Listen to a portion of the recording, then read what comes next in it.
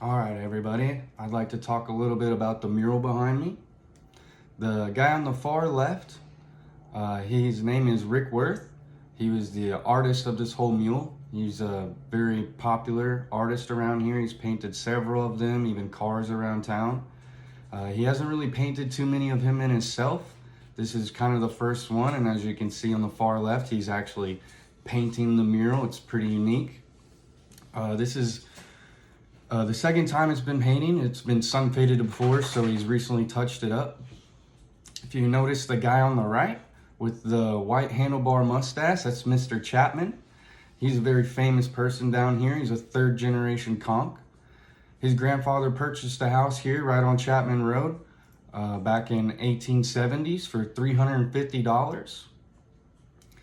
This place used to be segregated at the time, and Mr. Chapman never really got to go to Duval Street very often because they had a bunch of police officers on horseback, and he kind of referred them as Hitler's horse because they always kept them from going on down further into town. So in kind of spite that and realizing that there's no longer segregation, Mr. Chapman would get on his tricycle right after dusk and play a bunch of funky music. I think the last time I heard him playing, he was playing Brick House. And everybody seems to have a good joy whenever he's driving around. Unfortunately, he passed away a few years ago. If you look over to the right, you'll see another man that's on a bicycle. It has a peanut sign. That's Frank Bain. Frank Bain is another very popular man in this area. He's kind of known as the banana bread man. You can even kind of smell him coming down the street.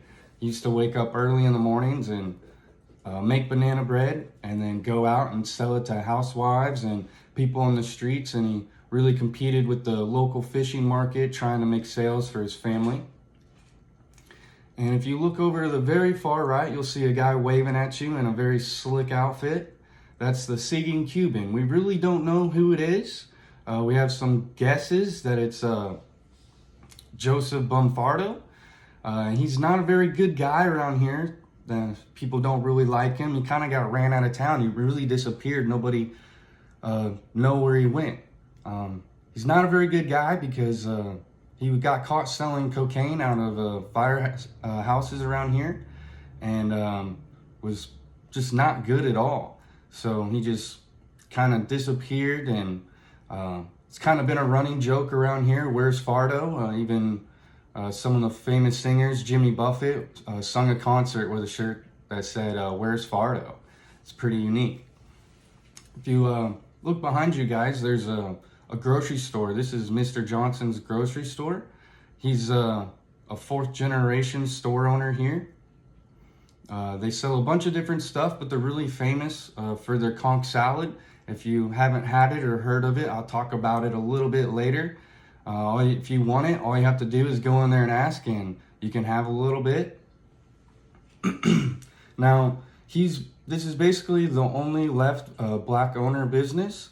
A lot of places kind of dwindled out due to gentrification, and most of these homes and buildings are second homes now, or just left alone, tied up in litigations and stuff. There's actually really good restaurants around here to eat at. Some of my favorites is Blue Haven right over here. Across the street is a cafe where you can dine outside and enjoy a nice lunch on the streets, kind of European style. If you go even further down, there's even some nice winery areas where you can get some good wine. This is basically the left of the Bahama Village. We're going to keep walking if you guys don't mind, and go to the next place. Thanks.